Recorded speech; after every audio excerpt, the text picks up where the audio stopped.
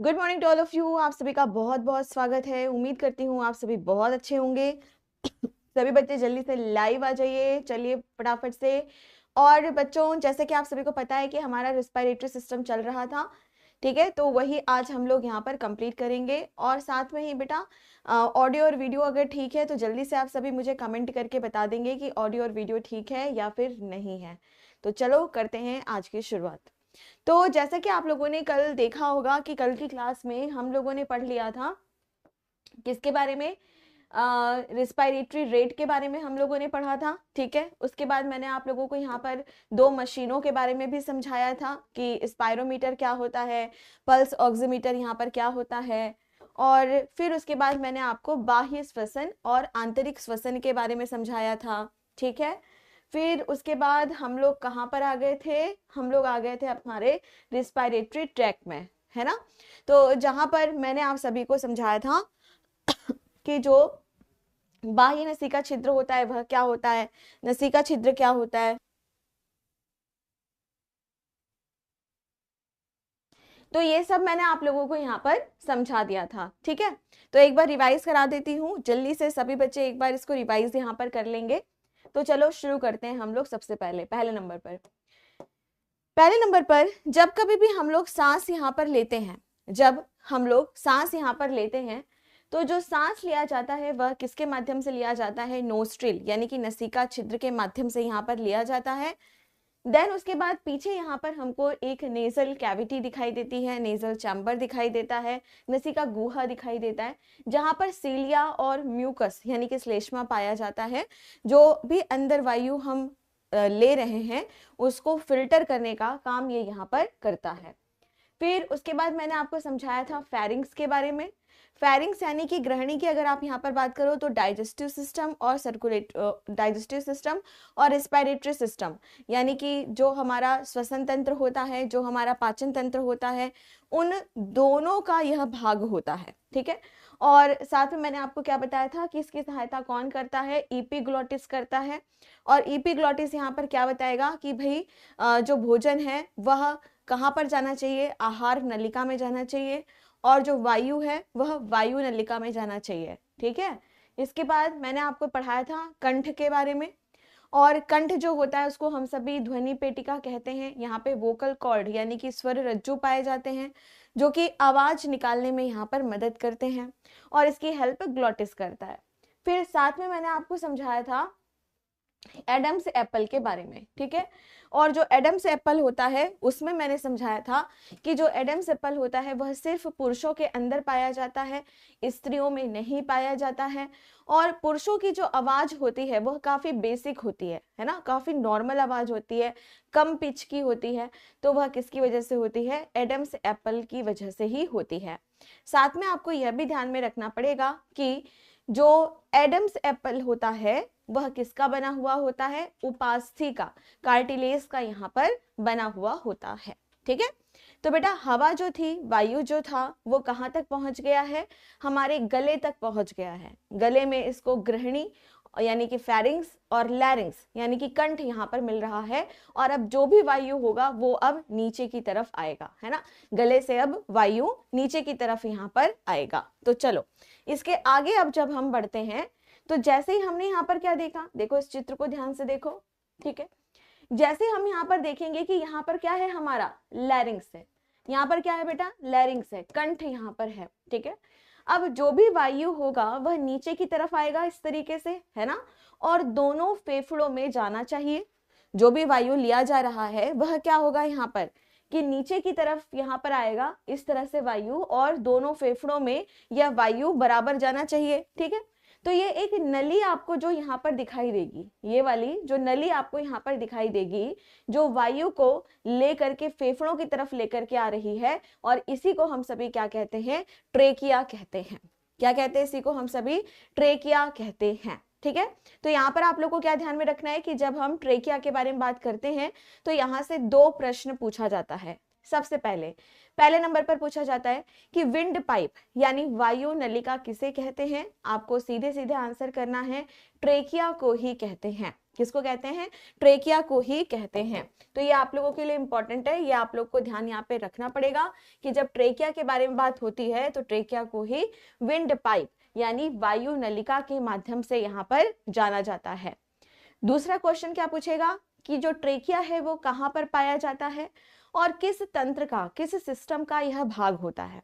आपको सीधे सीधे आंसर करना है कि जो हमारी वक्ष होता है, हमारा सीना होता है, हमारा चेस्ट होता है, यहीं पर यह पाया जाता है और साथ में यह हमारे श्वसन तंत्र का एक भाग होता है। बहुत ही इंपॉर्टेंट भाग यह होता है। ठीक है, तो एग्जाम में जो ज्यादातर प्रश्न आप लोगों से पूछा जाता है ना, वह क्या पूछा जाएगा कि वायु नलिका किसे कहते हैं, विंड पाइप किसे हम कहते हैं, और आपको सीधे सीधे आंसर करना है ट्रेकिया को कहते हैं, बस। ठीक है, तो हम लोगों ने यहाँ पर क्या पढ़ लिया बच्चा? हम लोगों ने यहाँ पे पढ़ लिया किसके बारे में? ट्रेकिया के बारे में। किसके बारे में? ट्रेकिया के बारे में। इसके बारे में हमने यहाँ पर पढ़ लिया। ठीक है, बहुत अच्छी बात है। अब आगे बढ़ते हैं। अब जो भी वायु यहाँ से आ रही है वह इस वाले फेफड़े में, इस वाले फेफड़े में, दोनों फेफड़े में बराबर जानी चाहिए। ठीक है, तो जो ट्रेकिया होता है यानी कि जो विंड पाइप होता है, हवा वायु नलिका जो होती है, वह इस तरह से दो भागों में बंटती है। इस तरह से दो भागों में बंटती है। तो जो आपको ये वाला भाग दिखाई दे रहा है ना, ये वाला भाग, ये वाला भाग, जो दो भागों में बढ़ता हुआ भाग आपको यहाँ पर दिखाई दे रहा है, उसे हम सभी क्या कहते हैं? ब्रोंकाई कहते हैं। क्या कहते हैं इसे? हम सभी ब्रोंकाई कहते हैं। हिंदी में अगर हम बात करें तो इसको सूक्ष्म नलिका कहते हैं। लेकिन मैं आपको बता दूं, आप अगर हिंदी मीडियम वाले बच्चे हैं फिर भी आप सभी यहाँ पर इंग्लिश शब्द को ही याद रखेंगे। तो अगर आपसे कभी पूछा जाए कि ब्रोंकाई क्या होती है, तो आंसर करना, ब्रोंकाई का मतलब होता है कि जो भी वायु नलिका वायु को लेकर के आ रहा है, वह जब फेफड़ों में जाने के लिए दो भागों में बंट जाता है, दो भागों में बंट जाता है। तो जब ट्रेकिया दो भागों, बाईं ओर और दाईं ओर, दो भागों में बंट जाता है, तो उसे ही हम सभी यहाँ पर क्या कहते हैं? ब्रोंकाई कहते हैं। क्या कहते हैं बेटा? यहाँ पर इसे हम सभी ब्रोंकाई यहाँ पर कहते हैं। ठीक है, क्लियर है? यहाँ तक समझ आ गया? अब यहाँ पर हवा फेफड़े में प्रवेश करेगी। अब इसके माध्यम से क्या हो जाएगा कि जो हवा होगी वह अब फेफड़ों में प्रवेश करेगी। तो अब हम यहाँ पर बात करते हैं कि जब हवा फेफड़ों में प्रवेश करती है, ठीक है, अब मैं आपको अलग से एक चित्र बना के भी दिखा देती हूँ कि यहाँ पर मान लो इस तरीके से ट्रेकिया था, इस तरीके से ब्रोंकाई था और इस तरीके से हमारा फेफड़ा यहाँ पर है। अब जो वायु है वह फेफड़े में प्रवेश करेगी, तो हमेशा इस बात को ध्यान रखना पड़ेगा कि फेफड़े के एक एक भाग में वायु पहुंचे, है ना। और इसीलिए जो ब्रोंकाई होता है वह फेफड़े के अंदर प्रवेश करके इस तरह से अलग अलग भागों में, बहुत सारे अलग अलग भागों में विभाजित हो जाता है, अलग अलग भागों में इस तरीके से बंट जाता है, ताकि फेफड़े के एक एक भाग में वायु यहाँ पर पहुंच सके। तो फेफड़े के अंदर जो इस तरह की ब्रांचेस, जो इस तरह की शाखाएं दिखाई दे रही हैं, इसी को हम सभी क्या कहते हैं? ब्रेंक्यूल्स कहते हैं। क्या कहते हैं? ब्रेंक्यूल्स कहते हैं। और हिंदी में इसे क्या कहा जाता है? अति सूक्ष्म वायु नलिका कहते हैं। अति सूक्ष्म वायु नलिका कहते हैं। ठीक है, तो यहाँ पर आपको क्या ध्यान में रखना है बेटा? आप लोगों को यह ध्यान में यहाँ पर रखना पड़ेगा कि जब हम ब्रेंक्यूल्स के बारे में बात करते हैं, अति सूक्ष्म वायु नलिका के बारे में बात करते हैं, तो यह क्या है? तो आंसर क्या करना कि जब ब्रोंकाई फेफड़े के अंदर प्रवेश करता है तो अलग अलग, बहुत बारीक अलग अलग भागों में विभाजित हो जाता है और किसका निर्माण करता है? ब्रेंक्यूल्स का निर्माण करता है। ठीक है, तो इससे बहुत ज्यादा प्रश्न नहीं पूछता है। जो प्रश्न ज्यादातर पूछा जाता है वह ट्रेकिया से यहाँ पर पूछा जाता है। ठीक है, अब आगे बढ़ते हैं। यहाँ पर जब हम ब्रेंक्यूल को यहाँ पर देखते हैं ना, तो ब्रेंक्यूल के लास्ट में, सबसे लास्ट में यहाँ पर अंगूर के गुच्छे के समान संरचना दिखाई देती है। दोनों फेफड़ों में आप देखेंगे अंगूर के गुच्छे के समान आपको यहाँ पर कुछ संरचना दिखाई देती है। और जब लास्ट में आप अंगूर के गुच्छे के समान संरचना यहाँ पर देखते हैं तो ये और बहुत इंपॉर्टेंट है, और इसे हम सभी क्या कहते हैं? एल्वेली कहते हैं। इसे हम सभी क्या कहते हैं? एल्वेली कहते हैं। तो एल्वेली की अगर हम यहाँ पर बात करें तो एल्वेली का क्या मतलब होता है, तो बताना। इसे हम सभी वायु कोश के नाम से यहाँ पर जानते हैं। किस नाम से? वायु कोश के नाम से यहाँ पर हम इसे जानते हैं। ठीक है, अब हम बात करेंगे वायु कोश क्या होता है। तो प्यारे बच्चों, इस तरह से जैसे गुब्बारा होता है ना, तो गुब्बारा कहना सही नहीं है, अंगूर के जो गुच्छे होते हैं ना, बिल्कुल वैसे ही आपको यहाँ पर एल्वेली दिखाई देते हैं। और ये सबसे इंपॉर्टेंट भाग है। अगर आप अपने रेस्पिरेटरी सिस्टम के बारे में बात कर रहे हैं, अपने श्वसन तंत्र के बारे में बात कर रहे हैं, तो सबसे इंपॉर्टेंट आपका फेफड़ा है। लेकिन आपके फेफड़े के अंदर आप देखेंगे कि दोनों फेफड़ों को मिलाकर के लगभग 300 मिलियंस तक आपको एल्वेली यहाँ पर दिखाई देते हैं। ये क्यों बहुत इंपॉर्टेंट है? क्योंकि जो गैसों का एक्सचेंज हो रहा है, जो वायु, जो गैस हो रही है, ऑक्सीजन और कार्बन डाइऑक्साइड, उसका जो विनिमय होता है, उसका जो एक्सचेंज होता है, उसका जो आदान प्रदान होता है, वो कहाँ पर होता है? इसी वायु कोश में होता है, इसी एल्वेली में होता है। तो इसी वजह से इसको हम फेफड़े की इकाई भी कह सकते हैं और इसको हमारे श्वसन तंत्र की इकाई भी कह सकते हैं। यानी हमारा जो रेस्पिरेटरी सिस्टम होता है, हमारा श्वसन तंत्र होता है, उसकी इकाई भी हम उसे यहाँ पर कह सकते हैं, कहते हैं। ठीक है, क्योंकि यहीं पर ही क्या हो रहा है? गैसेस एक्सचेंज हो रहा है। तो एक बार मैं इसको पढ़ के बता देती हूँ कि परिभाषा के रूप में या लैंग्वेज के रूप में आप इसे कैसे यहाँ पर याद कर सकते हैं। ठीक है, चलो तो समझते हैं सबसे पहले कि ब्रोंक्यूल्स के अंतशिरा में गुब्बारे के समान, यानी अंगूर के गुच्छों के समान कुछ संरचना दिखाई देती है, इस तरह से जैसे अंगूर के गुच्छे होते हैं। और इसी को हम सभी एल्वेली यानी वायु कोश के नाम से जानते हैं। ठीक है, ये छोटे कोश होते हैं जो फेफड़ों में पाए जाते हैं और इसी स्थान पर ऑक्सीजन और कार्बन डाइऑक्साइड का विनिमय होता है, यानी एक्सचेंज होता है, और इसीलिए इसे हम फेफड़ों की इकाई कहते हैं। कभी कभी मैंने देखा है कि ये भी पूछ लेता है कि ये बताओ रेस्पिरेटरी सिस्टम की इकाई कौन सी है, श्वसन तंत्र की इकाई कौन सी है, तो भी आपको आंसर करना है कि श्वसन तंत्र की इकाई भी यही एल्वेली ही होती है, यानी वायु कोश ही यहाँ पर होता है। क्योंकि जो ऑक्सीजन और कार्बन डाइऑक्साइड का जो एक्सचेंज हो रहा है, आदान प्रदान हो रहा है, वो यहीं पर ही होता है। ठीक है, बहुत ज्यादा संख्या में यह होती है, दोनों फेफड़ों को मिलाकर के यह 300 मिलियंस तक होती है। ठीक है, तो इस चीज को आप लोग यहाँ पर ध्यान में रखेंगे। ठीक है, तो ये मोस्ट इंपॉर्टेंट है, यहाँ से काफी प्रश्न आपसे यहाँ पर पूछा जाता है।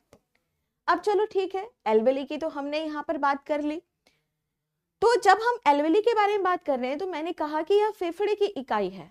तो अब समझते हैं थोड़ा ध्यान लगा कर कि फेफड़ा क्या होता है, फेफड़ा किस तरीके का होता है, इस तरीके का, कहां पर उपस्थित है, कितने फेफड़े होते हैं। आंसर करना बहुत सिंपल है, हमारी थोरेसिक कैविटी यानी वक्ष गुहा, सीने में, वक्ष में यह उपस्थित होता है और एक जोड़ी में होता है। एक जोड़ी का मतलब दो, एक राइट साइड होगा और एक लेफ्ट साइड यहाँ पर होता है। तो जब हम यहाँ पर अपने फेफड़े के बारे में बात करेंगे तो सबसे पहले कि मनुष्य में एक जोड़ी फेफड़ा होता है। ठीक है बच्चों, यहां तक समझ आ गया। अब बड़ी ही इंटरेस्टिंग बात, तो सभी बच्चे मुझे एक बार यहाँ पर कमेंट करके बताएंगे कि बेटा हृदय के आवरण को क्या कहते हैं, हृदय के आवरण को क्या कहते हैं। चलिए बताइए सभी बच्चे एक बार, हृदय के आवरण को क्या यहाँ पर कहा जाता है। कितने बच्चे बताएंगे? पेरिकार्डियम, बहुत अच्छे, वेरी गुड, बहुत बढ़िया। अब सभी बच्चे मुझे यहाँ पर बताएंगे कि किडनी के आवरण को क्या कहा जाता है, किडनी के आवरण को क्या कहा जाता है,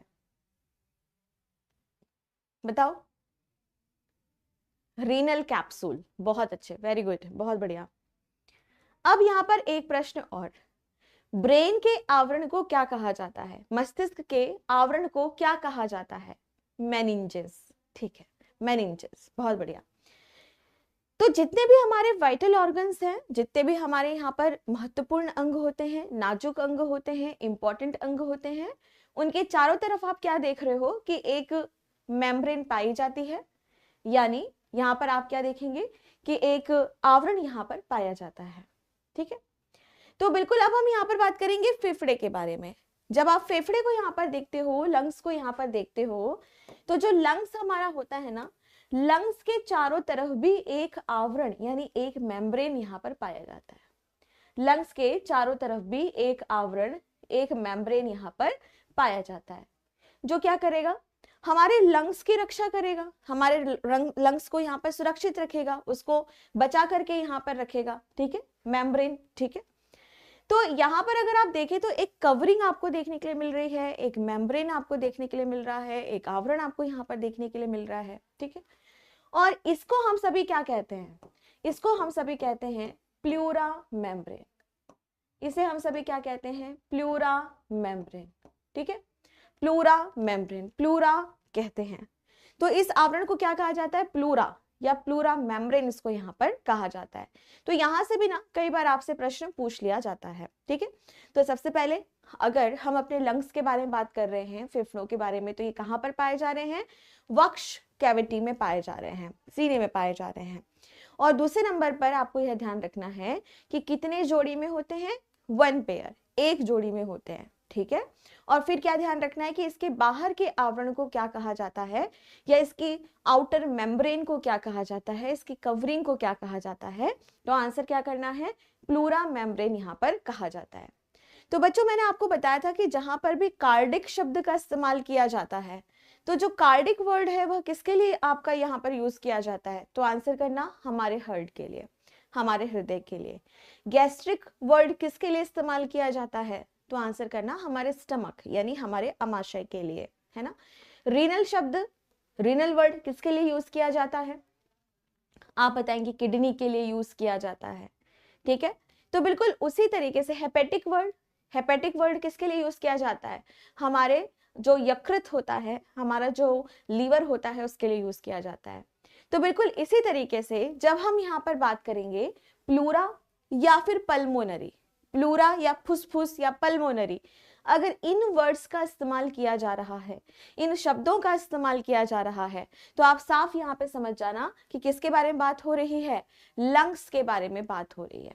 किसके बारे में बात हो रही है, लंग्स के बारे में, फेफड़ों के बारे में बात हो रही है। ठीक है, तो अगर पूछे pleura membrane, what is the pleura membrane, pleura membrane क्या है, आप बताना। प्लूरा मतलब होता है लंग्स, तो लंग्स की मेम्ब्रेन, लंग्स का आवरण, फेफड़े का आवरण, बस।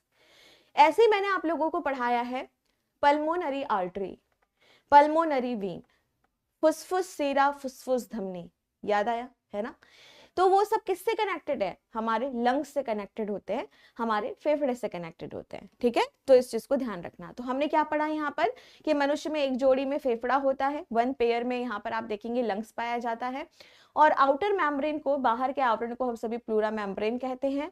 प्लूरा वर्ड या फिर पल्मोनरी या फुसफुस वर्ड का अगर इस्तेमाल यहाँ पर किया जा रहा है, तो यह क्या हो गया, यहाँ पर लंग्स, फेफड़े यहाँ पर इस्तेमाल के बारे में बात यहाँ पर हो रही है। ठीक है, अब थोड़ा सा और इंपॉर्टेंट मैं आपको बताती हूँ बच्चों। अभी तक तो एग्जाम में नहीं पूछा है, लेकिन पूछ सकता है। क्या पूछेगा कि जब हम अपने लंग्स को देखते हैं, जब हम अपने फेफड़े को देखते हैं ना, तो जो फेफड़ा होता है वो बहुत सारे गोलाकार आकृति से मिलके बनता है, यानी लोब से मिलकर के बनता है। यहाँ पर एक वर्ड का इस्तेमाल करूंगी मैं, लोब्स।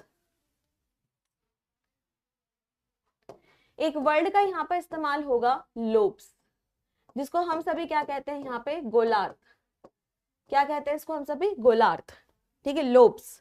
ठीक है, तो लोब्स की अगर हम यहाँ पर बात करते हैं तो लोब्स क्या है, गोल गोल आकृति। जैसे अगर आप लीवर के बारे में बात करते हो, तो मैंने आपको बताया था कि जो लीवर होता है वो कुछ इस तरीके का होता है, 2 गोलाकार आकृति से मिलके बनता है, 2 लोब्स से मिलकर के बनता है, इस तरह से, है ना, लीवर। ठीक, बिल्कुल इसी तरीके से अगर हम अपने फेफड़े को देखते हैं, अपने लंग्स को देखते हैं, तो लंग्स जो होते हैं वह भी अलग अलग गोल गोल आकृति से मिलकर के यहाँ पर बनते हैं। तो प्रश्न जो पूछता है वह क्या पूछता है, चलो उसको देखते हैं। क्वेश्चन कैसा आता है कि हमारे 2 फेफड़े हैं, right and left, right and left. ठीक है, और आप लोगों से ये यहाँ पर पूछा जाएगा कि राइट लंग्स में कितने लोब्स होते हैं और लेफ्ट लंग्स में कितने लोब्स होते हैं। इस तरह से क्वेश्चन आप लोगों के एग्जाम में पूछता है। ठीक है, तो जैसे ये वाला जो पार्ट है ये क्या है, मैं इस तरह से खड़ी हुई हूं, तो ये राइट वाला मेरा फेफड़ा हो गया और ये लेफ्ट वाला मेरा फेफड़ा हो गया। ठीक है, तो क्या पूछेगा कि ये बताओ राइट साइड में कितने होंगे और लेफ्ट साइड में कितने होंगे। तो आपको आंसर करना है कि जब हम लेफ्ट साइड को देखते हैं ना, तो लेफ्ट साइड में 2 लोब्स हमें देखने के लिए मिलते हैं, जबकि राइट साइड में अगर आप बात करते हो तो राइट साइड में इस तरीके से हमें 3 लोब्स देखने के लिए मिलते हैं, 1 2 और 3। ठीक है, 3 लोब्स आपको यहाँ पर देखने के लिए मिलते हैं। ठीक है बच्चा, यहां तक समझ आ गया। तो अगर आप यहाँ पर बात करते हो लंग्स के बारे में, ठीक है, तो लंग्स जो होता है एक जोड़ी में है, यानी कि 2 है। ठीक है, एक राइट साइड एक लेफ्ट साइड। तो कई बार आपसे पूछेगा कि भाई यह बताओ कि बाईं ओर के फेफड़े में यानी लेफ्ट लंग्स में कितने लोब्स होते हैं। आंसर करना 2 लोब्स होते हैं। और अगर आपसे ये पूछा जाए कि दाईं ओर यानी कि राइट साइड में कितने लोब्स होते हैं, तो आंसर आपको क्या करना है, यहाँ पर 3 लोब्स होते हैं। कितने होते हैं, 3 लोब्स यहाँ पर होते हैं। ठीक है, तो इस चीज को आप लोग ध्यान यहाँ पे रखेंगे। ठीक है बच्चों, यहां तक समझ आ गया सभी को, क्लियर है? ठीक है, अब ये जो फेफड़े से ऊपर तक जो भी सांस लिया जा रहा था, गैसेस एक्सचेंज हो रहा था, यहां तक तो आपने बहुत अच्छे से पढ़ा। लेकिन एक बहुत ही महत्वपूर्ण अंग की हम बात करते हैं जो बिल्कुल फेफड़े से अलग है, लेकिन रिस्पायरेशन करवाने के लिए, श्वसन कराने के लिए मोस्ट इंपॉर्टेंट है, और वह क्या है, डायफ्राम। वह क्या है यहाँ पे, डायफ्राम। तो बच्चों आप लोगों ने बहुत सुना होगा, मैं हमेशा एक अंग के बारे में बात करती हूं, डायफ्राम डायफ्राम डायफ्राम। डायफ्राम क्या होता है? ठीक, तो एक अंग होता है इस तरीके का, ठीक है, पैराशूट की तरह ये दिखाई देता है। तो लिख लेना कहीं पर कि पैराशूट की तरह दिखाई देता है, क्योंकि आजकल पता नहीं किस तरह से प्रश्न पूछ ले। तो जैसे हमने देखा था कि जे की शेप का हमारा स्टमक अमाशय होता है, बिल्कुल उसी तरीके से पैराशूट की आकृति का, पैराशूट शेप का क्या होता है, हमारा डायफ्राम यहाँ पर होता है। अब डायफ्राम की अगर आप यहाँ पर बात करो तो कहाँ पर पाया जाता है, तो मैंने हमेशा क्या कहती हूँ कि हमारी जो बॉडी कैविटी होती है, हमारा जो शरीर गुहा होता है, उसको 2 भाग में बांटने का काम, यानी हमारा सीने वाला हिस्सा जिसको हम सभी वक्ष गुहा कहते हैं, थोरेसिक कैविटी कहते हैं, और नीचे वाला हिस्सा जिसको हम एब्डोमिनल कैविटी यानी कि उदर गुहा या पेट वाला हिस्सा कहते हैं। तो 2 भागों में बांटने का काम कौन करता है, यही डायफ्राम करता है। इस तरीके का होता है बेटा, और देखो इस तरह से फंसा हुआ है, ठीक है, निचली पसली के पास, निचली वाली जो पसली होती है उसके पास इस तरीके का होता है। और प्यारे बच्चों एक चीज मैं आपको यहाँ पर बताना चाहूंगी कि अगर आप इस डायफ्राम के बारे में बात करते हो तो यही एक प्रेशर जनरेट करता है, यही एक दबाव यहां पर बनाता है, और इसी की वजह से ही फेफड़े में हवा भरती है और फेफड़े से बाहर निकलती है। ठीक है, तो रिस्पायरेटरी सिस्टम का यह भी एक बहुत बड़ा, बहुत ही महत्वपूर्ण अंग होता है। तो सबसे पहले कि शरीर की गुहा को 2 भागों में बांटने वाला, वक्ष गुहा और उदर गुहा में बांटने वाला यह एक पेशी युक्त अंग होता है, यानी कि diaphragm is the muscle that separate the chest cavity from the abdominal cavity. ठीक है, और दूसरे नंबर पर क्या कि यही श्वसन की मुख्य पेशी होती है, यानी रिस्पायरेशन के लिए अगर हमें किसी मजबूत स्ट्रॉन्ग मसल की अगर आवश्यकता है तो वह क्या होती है, यही होती है। यहाँ पर कोई हड्डी नहीं दिखेगी, डायफ्राम एक ऐसा ऑर्गन है जहाँ पे आपको हड्डी नहीं दिखेगी, मसल से बना हुआ यह आपको यहाँ पर दिखाई देगा। ठीक है, क्लियर है बच्चों यहाँ पर? अब पता है क्या है, मैं आपको एक बात बताती हूँ बेटा, इतनी अच्छे से पढ़ाई चल रही है, बहुत शानदार तरीके से। अब एक लड़का यहाँ पे इतना कमेंट कर रहा है, इतना कमेंट कर रहा है, लगता है आज भी रिकॉर्डिंग है। मेरा कमेंट क्यों नहीं देख रहे, क्या हमारे कमेंट देख रहे हैं? बेटा पढ़ लो पहले शांति से, है ना? अगर सामने होते तो मुर्गा बनाती मैं तुमको। पढ़ाई पे बिल्कुल ध्यान नहीं है, फिर कहते हो कि मैम समझ नहीं आया। बेटा तुम्हें कैसे समझ आएगा जब पूरा का पूरा समय तुम सिर्फ टाइपिंग करते हो, यहाँ पर सिर्फ यही चल रहा है, उंगली भी नहीं चला रहे हो, अंगूठा चल रहा है बस। कैसे समझ आएगा? नहीं आएगा समझ। ब्रह्मा जी प्रकट होके अगर तुम्हें पढ़ाएंगे ना बेटा, फिर भी तुम्हें समझ नहीं आएगा। क्यों? क्योंकि तुम तो टाइपिंग करने में व्यस्त हो। क्यों सुबह सुबह फालतू की बकवास कर रहे हो? चलो, अब कोई भी इधर उधर की बातें करेगा सीधे ब्लॉक। ठीक है, इतने अच्छे से पढ़ाई चल रही, इतना मजा आ रहा है पढ़ाते हुए और पढ़ते हुए, लेकिन आएंगे एक दो बेटा जो मुर्गे होते हैं ना, वो सुबह सुबह बांग लगाते हैं। तुम लोग मेरी क्लास में 11 बजे मत लगाया करो, सुबह उठो 5:30-6 बजे तब बोलो। चलो, हो गया बच्चा, यहां तक समझ आ गया? ठीक है, अब ये अंकित नाम का लड़का अगर एक भी कमेंट करे फालतू का, सीधे उठा के ब्लॉक कर देना। चलो, हो गया। अब आगे बढ़ते हैं यहाँ पर नेक्स्ट पॉइंट की तरफ। ठीक है, आगे चलते हैं।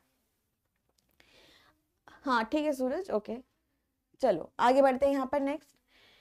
तो ये आपके जितने भी अंग थे, ये सभी के सभी रिस्पायरेटरी सिस्टम में हेल्प यहाँ पर करते हैं। ठीक है, यहाँ तक बात आपको समझ आ गई बच्चों? ठीक है, अब एक बार ना बेटा मैं रिवीजन करा देती हूँ, बहुत ध्यान से सुनना, बहुत ध्यान से आप सभी को यहाँ पर सुनना है और समझना है। इस वाले चित्र से एक बार रिवीजन मैं यहाँ पर करवा देती हूँ, सभी बच्चे एक बार बड़े ध्यान से यहाँ पर सुनना है और समझना है। ठीक है, ओके, चलो ठीक है, तो शुरू करते हैं। चलो, कॉपी पेन सब साइड में रखो यहाँ पर, कॉपी पेन सब साइड में रखो यहाँ पर। और बेटा मैंने आप लोगों को हमेशा क्लास में कहा है, पहले पढ़ाई पे ध्यान दीजिए, फिर उसके बाद आप अपने क्वेश्चन पूछिए कि मैम आज मुझको छींक आ गई, क्यों आ गई, आज मुझे किसने याद किया, नहीं किया, या पढ़ाई से रिलेटेड जो भी बात है। ठीक है, आप बीच बीच में अगर कमेंट करेंगे तो हमेशा के लिए ब्लॉक हो जाएंगे, क्योंकि आप सिर्फ आप बच्चे नहीं पढ़ते हो ना, ऑफलाइन वाले बच्चे भी पढ़ते हैं। ठीक है, उनको आपकी वजह से बहुत डिस्टर्ब होता है, तो इसीलिए पढ़ाई पे ध्यान देंगे सभी बच्चे। चलो, तो शुरू करते हैं। तो इसी चित्र से शुरू करते हैं हम लोग। ओके, सबसे पहले हम लोग यहाँ पर शुरुआत करेंगे अपनी नाक से। ठीक है, नाक की अगर हम बात करें, नोज है हमारा, नाक है हमारा। ठीक है, नाक में हमको 2 छिद्र दिखाई दे रहे हैं, 2 पोर्स यहाँ पर दिखाई दे रहे हैं, जिसको हम सभी कहते हैं नोस्ट्रिल्स। क्या कहते हैं? नोस्ट्रिल्स, यानी कि नसिका छिद्र। ठीक है, अब नसिका छिद्र के माध्यम से यहाँ पर हमने क्या किया, सांस हमने लिया, सांस ले लिया। ठीक है, दूसरे नंबर पर हम बात करेंगे कि जो भी हमारी नाक है उसके पीछे की तरफ हमें एक खाली जगह दिखाई देगी, एक यहाँ पर हमें कैविटी या खाली जगह हमें यहाँ पर दिखाई देगी। इस जगह को हम सभी नेजल कैविटी, नेजल चैम्बर या फिर नसिका गुहा के नाम से यहाँ पर जानते हैं। यहाँ पर हमको छोटे छोटे से हेयर्स दिखाई देंगे, इसके स्टार्टिंग में हेयर्स, और जिनको हम सभी कहते हैं सीलिया दिखाई देगा, और साथ में हमको म्यूकस यानी कि श्लेष्मा दिखाई देगा, एक चिपचिपा सा पदार्थ यहाँ पर दिखाई देगा, जो क्या काम करेगा कि जो भी वायु यहाँ अंदर प्रवेश कर रही है उसको अपने में चिपका लेगा, उसको छानेगा, और जो भी बाहर से वायु, जो भी हवा हमारी बॉडी में अंदर जा रही है, एंट्री कर रही है, उसको क्या करेगा, गर्म करेगा, बॉडी टेम्परेचर मेंटेन करेगा। ठीक है, आगे बढ़ते हैं नेक्स्ट। फिर जब हम थोड़ा सा नीचे की तरफ उतरते हैं तो यहाँ पर नीचे की ओर हमें एक और अंग दिखाई देता है। यहाँ पर नीचे की ओर जब हम आते हैं तो एक और अंग हमें यहाँ पर दिखाई देता है, जिसको हम सभी फेरिंग्स के नाम से यहाँ पर जानते हैं। जो फेरिंग्स होता है उसको हिंदी में हम सभी ग्रहणी के नाम से जानते हैं, और ये जो फेरिंग्स होता है यह डाइजेस्टिव सिस्टम और रेस्पिरेटरी सिस्टम, श्वसन तंत्र और पाचन तंत्र दोनों का भाग होता है। ठीक है, एपिग्लॉटिस नाम का यहाँ पर एक फ्लैप, एक उपास्थि यानी एक कार्टिलेज मिलता है जो इसकी हेल्प करता है। और क्या हेल्प करता है एपिग्लॉटिस, कि भाई जो भोजन होगा वह भोजन नलिका में जाए, यानी कि जो फूड होगा वह फूड पाइप में जाए, और जो विंड है, जो हवा आ रही है, वह वायु नलिका में जाए, यानी कि ट्रेकिया में जाए। इस बात का पूरा ध्यान एपिग्लॉटिस और जो यह ग्रसनी होता है, यानी कि जो फेरिंग्स होता है, वो इस बात का यहाँ पर पूरा ध्यान रखता है। ठीक है, इसके बाद आगे बढ़ते हैं यहाँ पर नेक्स्ट। ठीक है, अब नेक्स्ट जब हम यहाँ पर पहुंचते हैं थोड़ा सा और नीचे, तो यहाँ पर हमको मिलता है कंठ मतलब हमारा लैरिंग्स। अब लैरिंग्स को हम हिंदी में कह रहे हैं कंठ, और इसको हम ध्वनि पेटिका, साउंड बॉक्स के नाम से जानते हैं, और यहीं पर ही वोकल कॉर्ड होते हैं। और जो वोकल कॉर्ड होते हैं जब वो हिलते हैं तो एक वाइब्रेशन पैदा होता है, एक ध्वनि यहाँ पर पैदा होती है, और वही क्या कहलाई जाती है, हमारा आवाज, हमारी जो वॉइस होती है, हमारा जो आवाज होता है, जो साउंड होता है, वो यहीं से ही निकलता है, और इसकी हेल्प कौन करता है, ग्लॉटिस। ठीक है, इसके बाद हम नीचे बढ़ते हैं। इसके बाद हमें एक नलिका नीचे की तरफ आती हुई दिखाई देती है वायु को लेकर के, यानी हवा को लेकर के, जिसे हम सभी कहते हैं ट्रेकिया। ट्रेकिया की अगर हम बात करें तो यह किस नाम से फेमस है? विंड पाइप के नाम से फेमस है, वायु नलिका के नाम से फेमस है, जो हवा को ऊपर से नीचे की तरफ लेकर के आ रहा है। ठीक है, आगे बढ़ेंगे। जो ट्रेकिया होता है यानी कि जो विंड पाइप होता है वह दो भागों में यहाँ पर बंटता है, दो भागों में यहाँ पर इस तरीके से बंटता है, ताकि जो भी विंड है, जो भी हवा है, वो कहाँ जा सके? फेफड़ों में जा सके, लंग्स में यहाँ पर जा सके। ठीक है, और आगे हमें क्या ध्यान में रखना है कि ये जो दो भागों में बटा, इसको हम कहते हैं ब्रोंकाई। क्या कहते हैं इसे हम सभी? ब्रोंकाई, सूक्ष्म नलिका। ब्रोंकाई, सूक्ष्म नलिका। क्या काम है? सिर्फ यही काम है कि जो हवा आ रही है भाई, उसको दो भागों में बांट देना है, एक दाईं तरफ, एक बाईं तरफ, एक राइट साइड, एक लेफ्ट साइड, कि चलो तुम जाओ हवा, अब अंदर जाओ। ठीक है, आगे बढ़ते हैं यहाँ पर। नेक्स्ट, इसके बाद आ जाता है हमारा फेफड़ा, है ना। तो जब हम फेफड़े के बारे में बात करते हैं तो ये जो ब्रोंकाई था, जो अब अंदर प्रवेश करेगा, वो इस तरह से बहुत सारे भागों में विभाजित हो जाता है, ऐसे ब्रांचेस बना लेता है, ताकि फेफड़े के एक एक भाग में क्या हो सके? यहाँ पर हवा पहुंच सके, एक एक भाग में हवा पहुंच सके, और तब हम इसे कहते हैं ब्रोंक्यूल्स। ठीक है, अति सूक्ष्म नलिका, ब्रोंक्यूल्स। ठीक है, नेक्स्ट, जब ब्रोंक्यूल्स को हम सभी देखते हैं तो इसके लास्ट पार्ट में हमको इस तरह से अंगूर के गुच्छे के समान, अंगूर के गुच्छे के समान कुछ आकृति दिखाई देती है, यानी ग्रेप्स की तरह या गुब्बारे की तरह हमको कुछ यहाँ पर आकृति दिखाई देती है, कुछ स्ट्रक्चर्स यहाँ पर दिखाई देती है। अब ये जो स्ट्रक्चर्स यहाँ पर आप लोगों को दिखाई देता है, इसे हम सभी कहते हैं एल्वेली। एल्वेली का मतलब होता है यहाँ पर, तो आंसर करना कि एल्वेली का मतलब होता है वायु कोश, और यहीं पर ही गैसियस एक्सचेंज होता है, यहीं पर ही ऑक्सीजन और कार्बन डाइऑक्साइड का विनिमय होता है। ठीक है, क्या करता है यहाँ पर? एक्सचेंज यहाँ पर होता है। ठीक है, ओके बच्चों, क्लियर है। नेक्स्ट पॉइंट, इसी एल्वेली को, इसी हम वायु कोश को क्या कहते हैं? इसी को हम हमारे फेफड़े की इकाई कहते हैं, इसी को हम सभी हमारे पूरे रेस्पिरेटरी सिस्टम की यूनिट भी यहाँ पर कहते हैं।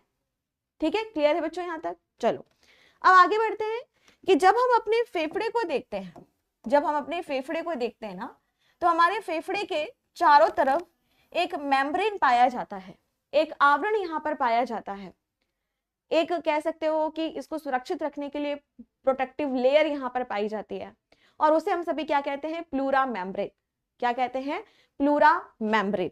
ठीक है, इसके बाद नेक्स्ट पॉइंट, जो भी हमारा फेफड़ा होता है वो अलग अलग भागों में बटा हुआ होता है। जब हम अपने लेफ्ट साइड के बाएं ओर के फेफड़े को देखते हैं तो यह 2 लोब से मिलकर के बना हुआ होता है, यानी कि यह 2 अलग अलग गोलाकार आकृति से मिलकर बना हुआ होता है। और राइट साइड के फेफड़े की अगर आप यहाँ पर बात करें तो राइट साइड का जो फेफड़ा होता है वह 3 गोलाकार आकृति से मिलकर के यहाँ पर बना हुआ होता है। ठीक है, तो यह प्रश्न आपसे पूछा जाता है। नेक्स्ट, इसके बाद आता है आपका डायफ्राम। डायफ्राम जो होता है वह पैराशूट आकृति का होता है, पैराशूट की शेप का होता है, और यही मसल्स का बना हुआ होता है। ठीक है, और यही प्रेशर जनरेट करता है। तो जो भी यहाँ पर हमारा सांस लेना, सांस छोड़ना, ब्रीदिंग की प्रोसेस हो, चाहे पूरी रिस्पायरेशन की प्रोसेस हो, उन सभी की अगर हम यहाँ पर बात करते हैं, ठीक है, तो वहां पर आप सभी क्या देखेंगे कि यही प्रेशर को जनरेट करता है, डायफ्राम ही प्रेशर को यहाँ पर जनरेट करता है। ठीक है, यहां तक बात आपको समझ आ गई बच्चों? क्लियर है यहाँ तक? चलो अब ना यहाँ पर ना एक प्रश्न और आता है कि जब हम अपने फेफड़े को देखते हैं, जब हम अपने यहाँ पे लंग्स को देखते हैं, तो जो भी हमारा लंग्स है उसकी कितनी कैविटी होती है, कितनी लीटर कैविटी होती है। ठीक है, कितना लीटर कह सकते हो कि वायु को ये अपने अंदर रख सकता है, हवा को ये अपने अंदर भर के रख सकता है। तो आंसर करना है 6 लीटर। अब देखो बेटा, लीटर जो होता है ना वह हमेशा द्रव्य पदार्थों को, फ्लूइड को मापने के लिए यूज किया जाता है, पर गैसों के लिए भी हम सभी क्या कहेंगे यहाँ पर कि हाँ, गैस को भी हम लीटर में ही यहाँ पर नाप सकते हैं। ठीक है, ओके। तो यहाँ पर आप क्या देखेंगे कि अगर आप अपने श्वसन आयतन के बारे में बात करते हो, यानी रेस्पिरेटरी वॉल्यूम के बारे में बात करते हो, तो फेफड़े की जो रेस्पिरेटरी वॉल्यूम होता है वह कितना होता है, 6 लीटर होता है। कितना होता है बेटा, 6 लीटर यहाँ पर होता है। ठीक है बच्चा, समझ आ गया यहाँ तक। चलो अब आगे बढ़ते हैं। तो अभी तक तो आपके एग्जाम में कभी भी नहीं पूछा, इससे रिलेटेड अलग अलग तरह की डिजीजेस भी होती हैं, जैसे सांस लेने में तकलीफ हो रही है ना, इसके अलावा अस्थमा का अटैक आ रहा है, तो ऐसे बहुत सारे अलग अलग रोग भी यहाँ पर हो सकते हैं जो अभी तक आपके एग्जाम में नहीं पूछा है, लेकिन मैं आपको थोड़ा सा यहाँ पे समझा देती हूँ और उसकी मैं अलग से आपको पीडीएफ भी प्रोवाइड करवा दूंगी इनसे, इनमें जो होने वाले रोग होते हैं उनके बारे में। ठीक है, तो चलो इसको जनरली ऐसे नॉर्मली समझते हैं। तो बहुत सारे डिसऑर्डर्स होते हैं, बहुत सारे रोग होते हैं जो रेस्पिरेटरी सिस्टम में अगर कोई दिक्कत हो जाए तो हो जाता है, जिसमें सबसे पहले आता है हमारा अस्थमा। ठीक है, आप सभी ने देखा भी होगा ना, बहुत सारा ऐड भी देखा होगा आपने अस्थमा के बारे में, या फिर आप लोगों ने सुना भी होगा अस्थमा के बारे में, है ना। तो अस्थमा क्या होता है, ठीक है, तो इंग्लिश मीडियम वाले जो बच्चे हैं बिल्कुल परेशान नहीं होंगे। इंग्लिश मीडियम वाले बच्चों को भी मैं पीडीएफ प्रोवाइड कराऊंगी, उसमें इंग्लिश में एक एक चीज लिखी हुई है, और हिंदी मीडियम वाले बच्चों को भी परेशान होने की जरूरत नहीं है, हिंदी में भी अच्छे से सब कुछ यहाँ पर लिखा हुआ है। ठीक है, चलो तो समझते हैं यहाँ पर। सबसे पहले आता है अस्थमा। अस्थमा को आप सभी दमा भी बोलते हो, है ना, अस्थमा को आप सभी दमा भी बोलते हो। ठीक है, तो अस्थमा की अगर आप यहाँ पर बात करते हैं, इसको नॉर्मली समझा देती हूँ कि जो आपकी वायु नलिका होती है, यानी कि जो आपका विंड पाइप होता है, अगर वह सूज जाता है, उसमें सूजन यहाँ पर आ जाती है, सूजन यहाँ पर आ जाती है। ठीक है, तो यहाँ पर आप देखेंगे अस्थमा का रोग हो जाता है। ठीक है, अस्थमा का रोग हो जाता है। दूसरे नंबर पर आता है यहाँ पर क्रोनिक ऑब्स्ट्रक्टिव पल्मोनरी रोग। ठीक है, जिसको आप COPD के नाम से यहाँ पर जानते हैं। तो यहाँ पर भी आप क्या देखते हो कि फेफड़े में सूजन आ जाती है, तब इस तरह का रोग हो जाता है। ठीक है, नेक्स्ट एक और मैं आपको बताती हूँ, ब्रोंकाइटिस एक रोग होता है। और ब्रोंकाइटिस की अगर आप यहाँ पर बात करते हैं, तो ब्रोंकाइटिस में क्या होता है कि हीमोग्लोबिन जो होता है वो कम होने लग जाता है, जिसकी वजह से सांस लेने में दिक्कत यहाँ पर होने लग जाती है। ठीक है, इसके बाद क्या है आपका यहाँ पर एम्फाइसेमा। एम्फाइसेमा की अगर आप बात करते हो तो एम्फाइसेमा में भी सांस लेने में दिक्कत आती है, और जो वायु कोश होता है, जो एल्वेली जो होता है, वो अच्छे से उसमें हवा नहीं भर पाती है, जिसकी वजह से ब्रीदिंग शॉर्ट होने लगती है, यानी छोटी छोटी सांस आने लगती है, जैसे हाफने लग जा रहे हैं बहुत जल्दी, इस तरह से स्थिति होती है। लंग कैंसर, आपको पता ही है कि कई बार कैंसर हो जाता है लंग्स में, फेफड़े में कैंसर हो गया। ठीक है, इसके अलावा निमोनिया। निमोनिया की अगर आप बात करते हो तो इसका मतलब होता है कि आपके फेफड़े में पानी भर जाना। ठीक है, अब वो किसी भी वजह से हो सकता है, अगर किसी को ट्यूबरकुलोसिस है, किसी को टीबी की बीमारी होती है, तो इन्फेक्शन की वजह से फेफड़ा पूरी तरीके से क्या हो गया, खराब यहाँ पर हो गया। ठीक है, और फिर आता है यहाँ पे प्लूरल इन्फ्यूजन। ठीक है, नेक्स्ट आपका आता है यहाँ पे प्लूरल इन्फ्यूजन। तो यहाँ पे अगर आप बात करें प्लूरल इन्फ्यूजन के बारे में, तो इसका मतलब होता है कि कोई भी फंगल इन्फेक्शन हो गया है या बैक्टीरियल इन्फेक्शन हो गया है, जिसकी वजह से फेफड़ों के अंदर जो और छाती जो होती है ना, वहां पे कुछ तरल पदार्थ जमा होने लग गया है, बस वही।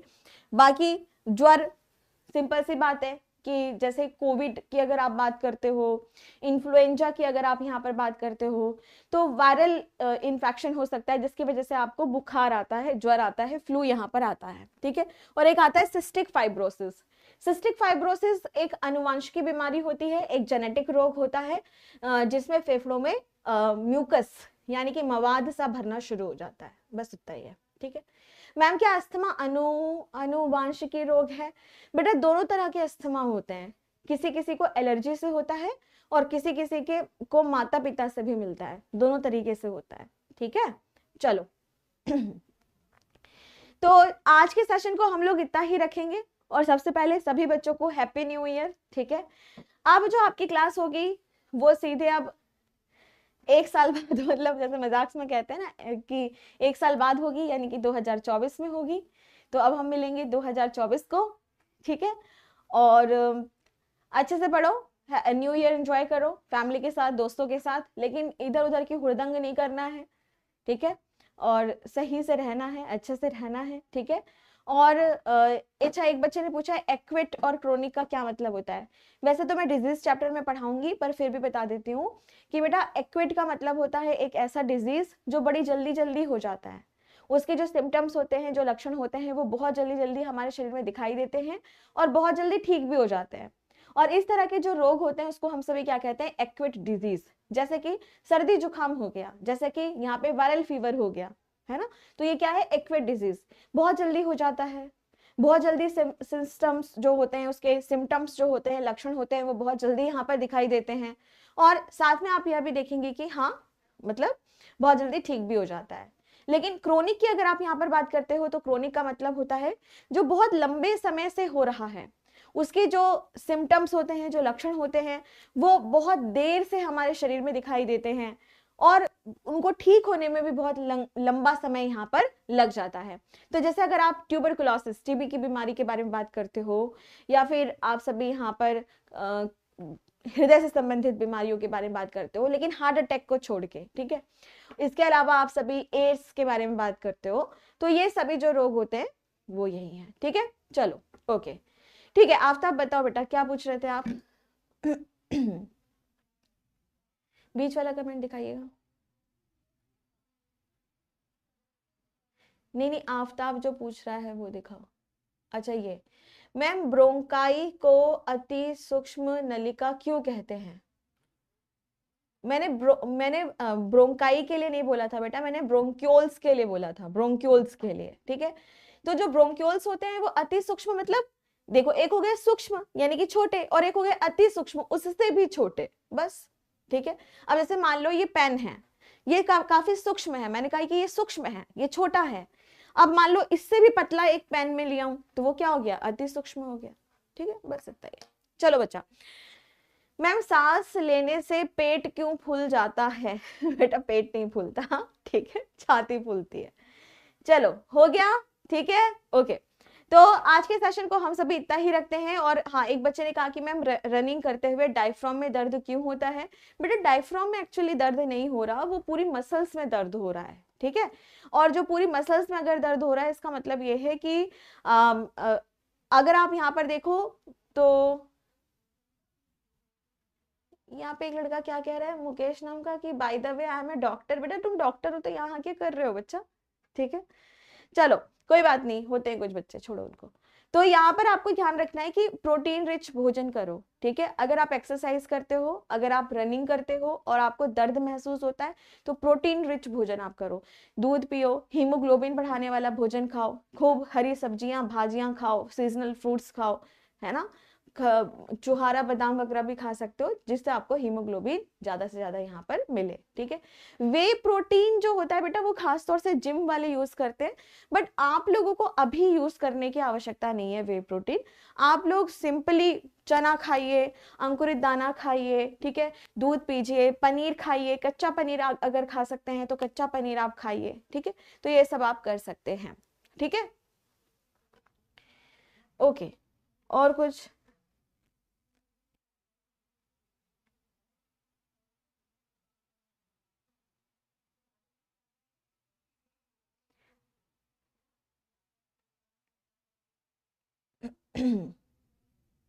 अच्छा, खुशी यहाँ पर कह रहे हैं कि सीडीएस में गर्ल्स ऑफिसर अप्लाई, गर्ल्स के अप्लाई कर सकते हैं। हाँ कर सकते हैं बेटा, कर सकते हैं। चलो ठीक है, ओके।